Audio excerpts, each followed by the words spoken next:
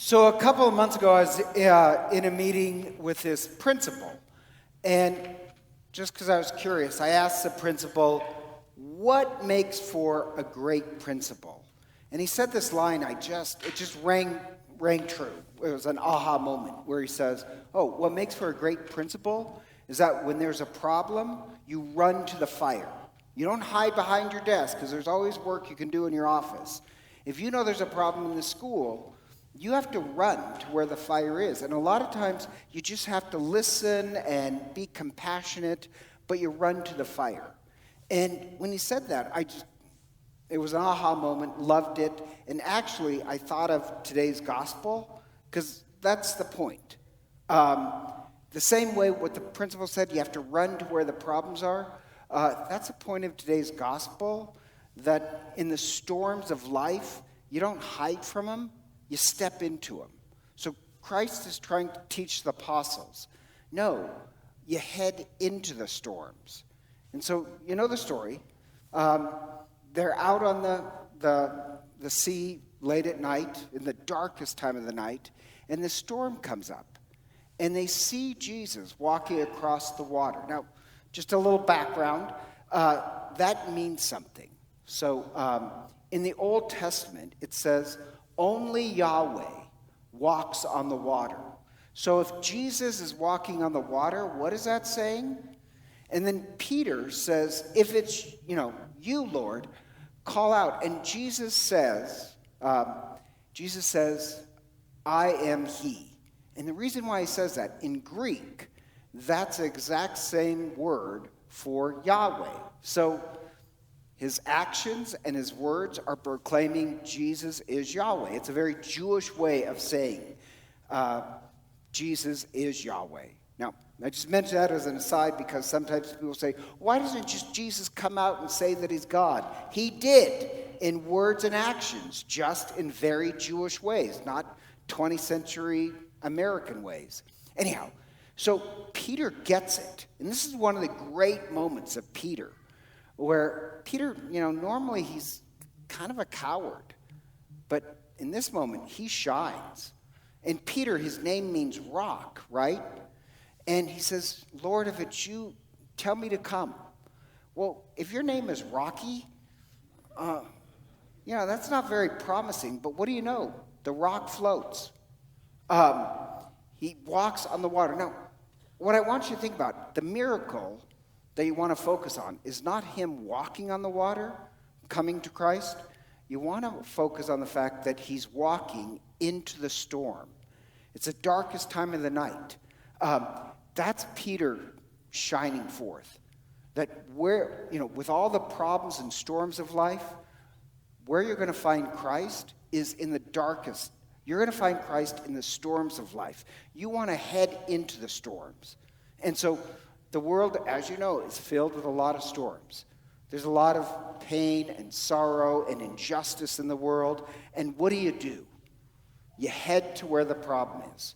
You head right into it. And lo and behold, and I find this is very true in my own life, where the storms are, that's where you'll find the presence of Christ. Even though things look dark, that's where you're going to find Christ. Peter nails it. We want to be like Peter and head into the storm. The opposite is the other apostles. What are they doing? They're in the boat, hunkered down, and they're staying in the boat, but they're locked in fear. Now, the boat is the church. You guys know that, right? So literally, in Latin, you know what you call where you guys are seated? It's called the nave, like navy. It means boat. So they're in the boat, but they're locked in fear. The church, in some sense, has become a prison. And the analogy would be like this. Let's say there's a problem in the world. I don't know. Let's say there's a pandemic. Just make one up. Let's say there's a problem. What do? Do you say, well, let's say, I'm just going to lock myself in the church and pray until the storm goes over? Or maybe the boat is a place where you learn faith to go head into the storm. Maybe here is a place where we gain the faith and courage so that we can walk into the storms. Otherwise, You're like the principal who hides behind his desk, ignoring all the problems in the school, shuffling papers around. The principal's right. It's kind of this Christ-like lesson. You don't hide behind your desk. You don't hide in the church. You get out there. Church is where we gain the faith so that we can find Christ in the storms of the life. And so the apostles, they're kind of locked in this fear. It's Peter who really does a great job. And I know some people kind of mock Peter because he stumbled. I get a little defensive. You probably never noticed that. But if I was Peter and I got back in the boat and they mentioned the stumbling, I'd say, oh yeah? Well, guess what I did? I walked on water. I headed into the storm when you people were afraid. I got to see Christ in the darkest time of the night. I know what it's like to be swooped up by Christ and be saved. So Peter does the great thing, heading into the storm. Now, what he discovers, and I just think it's amazing, where do you find the presence of God sometimes? In the storms of life.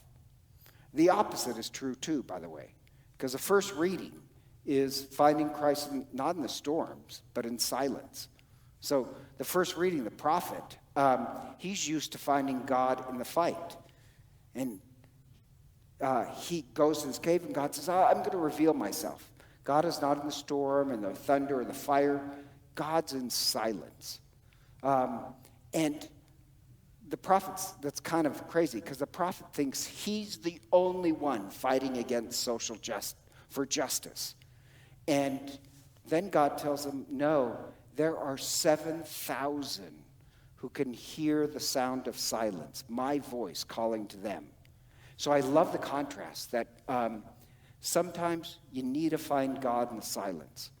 And sometimes, like Peter, you need to be brave and faith should make you step out into the storm. I love that. And I love the fact that, this sounds kind of strange, when Jesus mentioned, oh, you of little faith, it's not really an insult.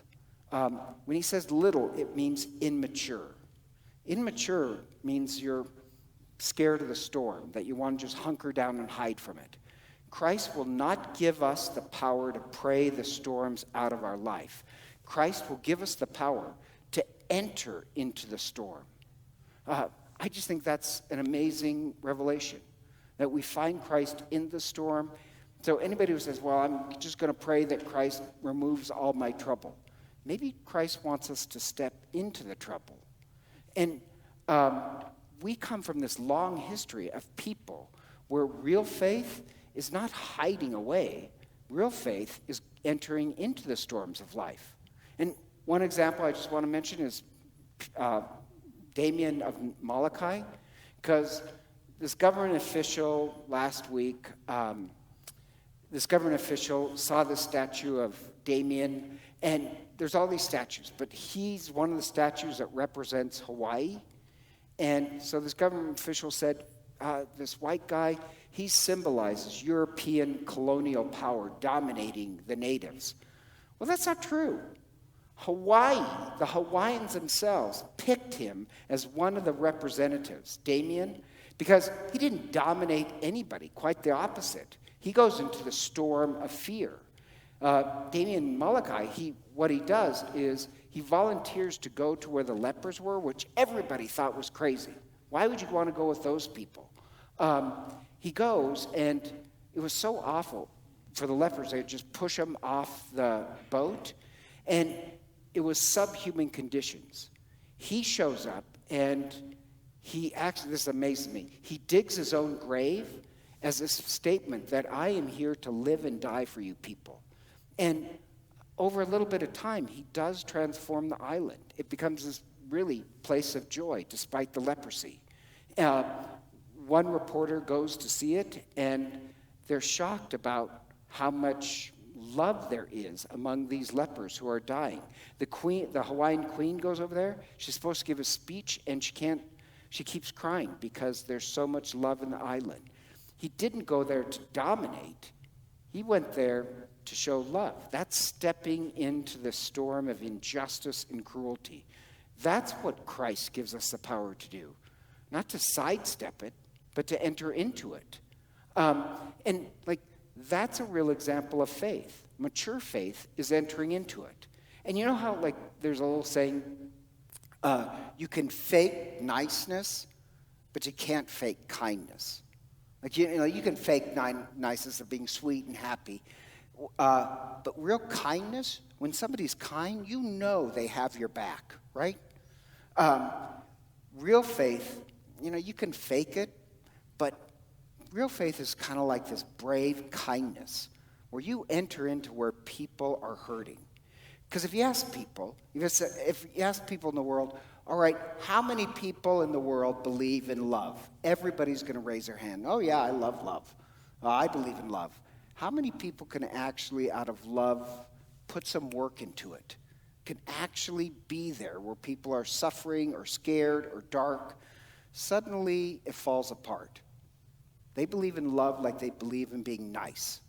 But kindness, the faith that comes with a kindness and courage that you step into the storm, that's real faith. We want to be like Peter. We want to, like what the principal said, we want to run to where the fire is. That's what our faith gives us.